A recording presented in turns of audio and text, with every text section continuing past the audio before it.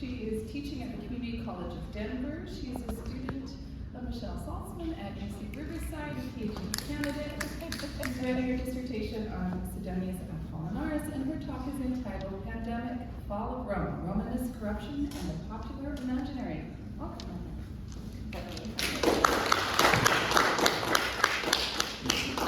As you all know, printers can sense fear, so I was unable to print my paper this morning, and my aunt just texted me, the printer printed the paper, would you like me to bring it? So I'm going to be like doing some, multi-figure things. Would anyone benefit from closed captioning? Okay. Thank you. No problem. So this is a cool thing about Google Slides. It's under more, no it's not. Maybe it's not on this, but yeah, I can do closed captioning normally, so I apologize, I guess. That's okay. But in the interest of time, I'm going to get started. All right, so for the past 5 years, I've been working in public education in Denver, Colorado. First as a middle school math teacher, and now as a high school teacher, where I teach college-level courses through the Community College of Denver for both the history and humanities departments.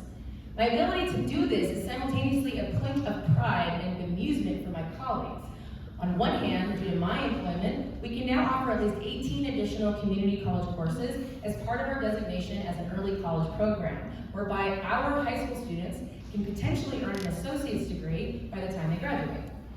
On the other hand, however, as an actively practicing academic, I'm considered a bit odd. Like any other doctoral candidate, I have a 3-minute pitch about my research interests and current project in case I should find myself in an elevator with any of you. Or at dinner with Jack and Michelle's like, tell him about your dissertation. Let's go. But I found out that my coworkers tended to tune out, if not actively disengage, when they heard words like epistolary. Unfortunately, my pitch starts with, I studied the epistolary collection of Sidonius Apollinaris, and so you can probably see how there's a problem there, right? So for the welfare of my social life, I began to instead say that I studied the Roman Empire. That's it. So on the bright side though, my new framing means that I get lots and lots of presents, memes, and TikToks from my family, and I think this is right here. Yes. From my family and friends about the Roman Empire, including the game I'm here to talk about today, Pandemic, Fall of Rome. This is one of my favorite memes of all time. There's a huge trend on TikTok right now about asking men specifically about the Roman Empire. Over time, I've noticed 2 major avenues for which Romanness and the idea of Rome in general are meaningful in America. Number one, in providing a philosophical foundation for a particular understanding of masculinity. And number 2, for expressing anxiety about political fortunes. It is the latter avenue that we will explore today because the idea that Rome fell through a combination of widespread corruption and invasion by barbarians, and that we, as modern Americans, can learn something from this, is pervasive in our popular imaginary. When I invoke our popular imaginary, what I mean is very similar to what Eric Fournier discussed on day 1 of the conference, and what John Thompson describes as, quote, the creative and symbolic dimension of the social world, the dimension through which human beings create their ways of living together and their ways of representing their collective life. Thus, a popular imaginary represents a repository of ideas, themes, and images, broadly construed, which are popularly utilized to illustrate, explain, or even think about various aspects of contemporary life. The contours of the connections between the identification of the fall of Rome and anxieties around power and empire in Western societies are well explored and defined, so I won't discuss this here. But when it comes to thinking about the Roman Empire, the collapse of the government and the collateral damage therein is so prevalent in American culture that it feels difficult to make room for alternative uses without prolonged and explicit intervention by those of us who know better. Let us now turn our attention to the game. Pandemic was originally published by Z-Man Games in 2008, and because apparently you all have dark humor, by 2021 has sold over 5 million copies worldwide. In Pandemic, players work together to eradicate different strains of a virus as it affects the global landscape. The virus can either be eradicated by removing all traces from it from the game board, or defeated through the research and discovery of a vaccine. Player characters have special abilities that can help facilitate these win conditions. For example, the medic can remove all the disease cubes of a certain color instead of just one during the treat disease action, and the scientist needs less cards to discover a cure than other players. However, the players can collectively lose in 3 ways. 1, if the outbreak marker reaches the last position on its tracker. 2, if the disease runs out of markers or cubes on the game board. And 3, if a player can no longer draw any card on their turn. While strategies can and have been developed for how to best play Pandemic, the game mechanics allow for enough variety to promote gameplay. And the games are short enough that several games can be played in one sitting. Speaking simply, it's fun. Z-Man Games has capitalized on the popularity and success of the board game by releasing 5 spin-off titles. We have Rapid Response, Hot Zone North America, Hot Zone Europe, Reign of Cthulhu, and Fall of Rome. This alone is striking. Amongst the spin-off titles, 3 of them are the same theme as the base game. One is the fictitious eldritch horror spawned by Lovecraft, and one is about Rome. There's our company, to be sure, but Rome's inclusion here speaks to the enduring power that the Roman Empire has in the West, especially in its fall. Fall of Rome constitutes what is colloquially termed a reskin of the base game. The skin, understood as a theme or a visual style, can be changed to make an already familiar game seem novel or different enough to warrant additional purchase. This is common in multiplayer games like Fortnite, Among Us, or Team Fortress 2, where players reskin their in-game avatars by applying new cosmetics.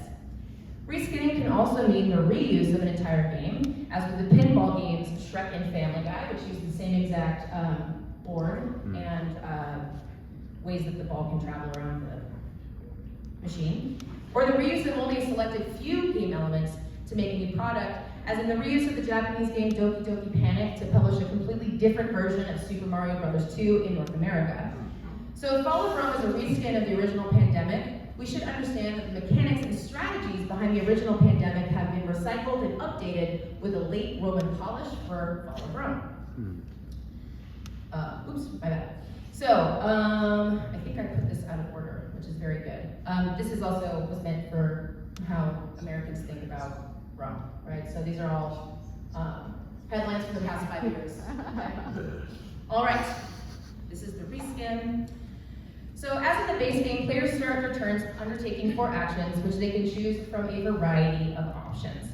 After they complete their actions, they must draw 2 cards, any of which could be the dreaded revolt card, which we'll discuss in more depth in a moment. This card advances the game towards its end and increases barbarian presence on the board.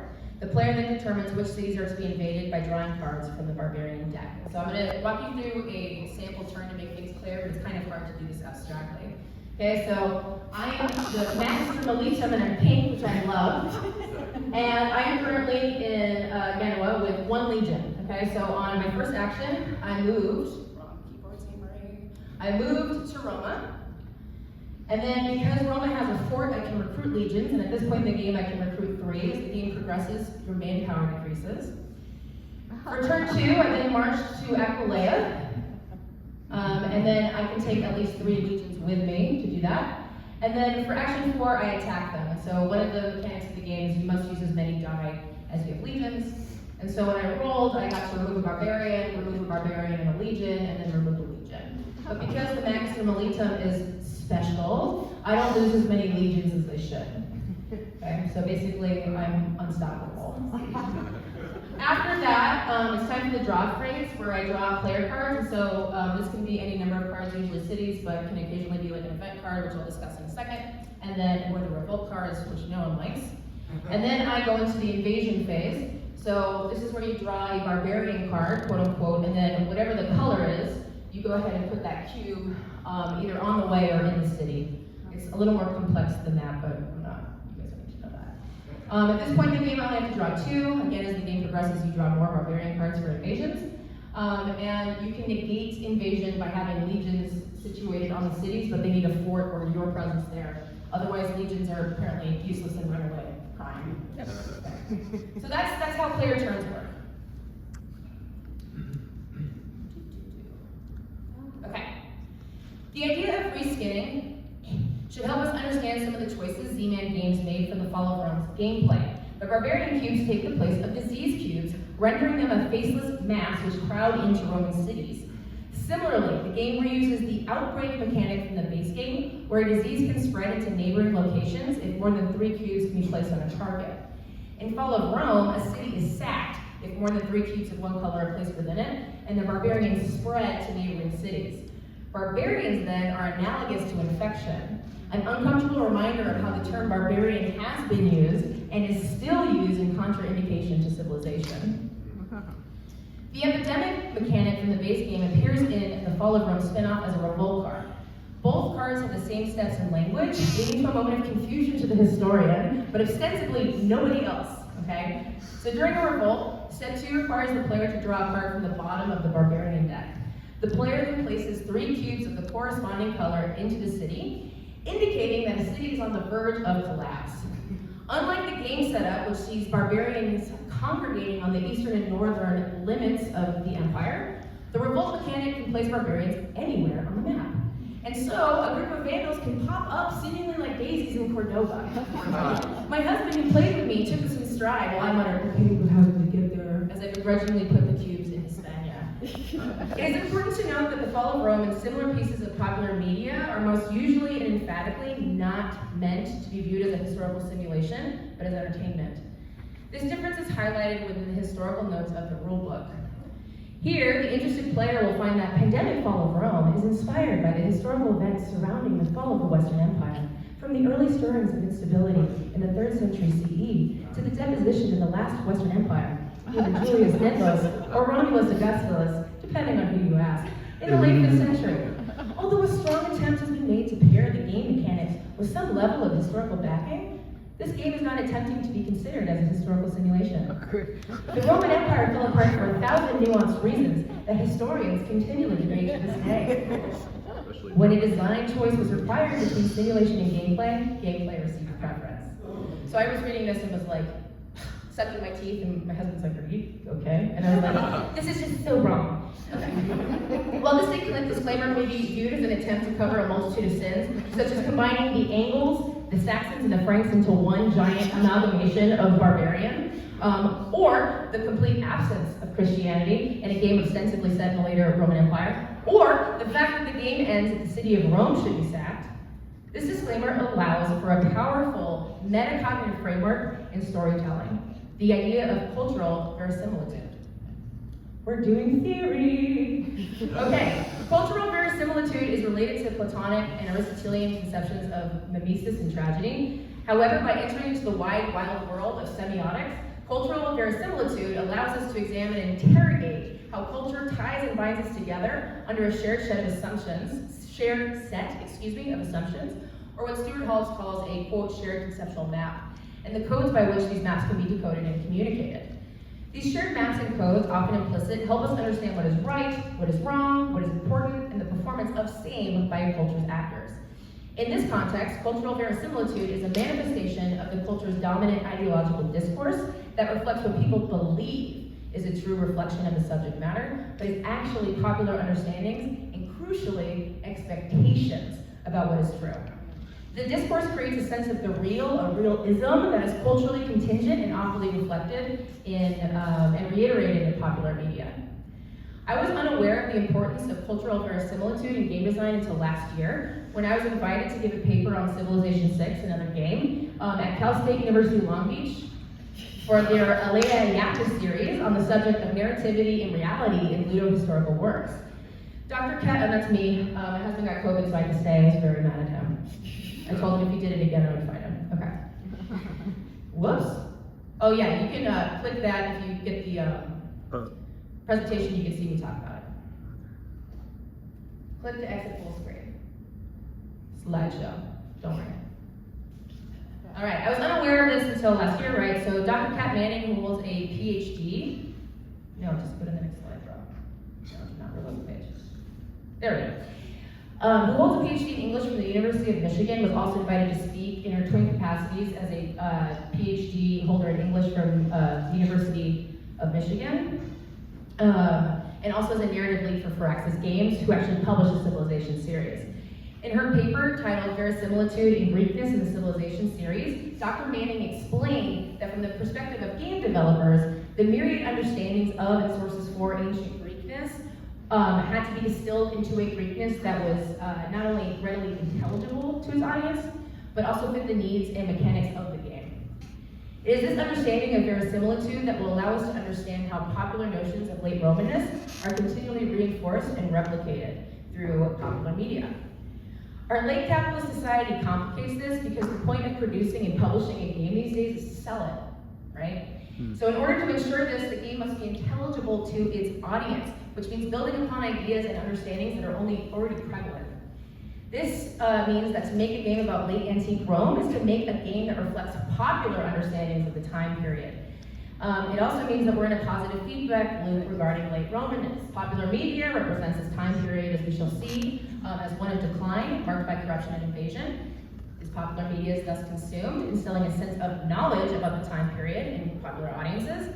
And then popular knowledge about the time period is then reinforced by other types of media, which must more or less conform to this popular knowledge in order to be sold. There's nothing to be gained by challenging this popular knowledge in terms of market value, and so the products made available to us choose the path of least resistance, understood to simultaneously represent the path of maximum marketability. So, this is Hades. If you haven't played it, please do. It's a retelling of the Persephone myth, but you can see how popular this game is.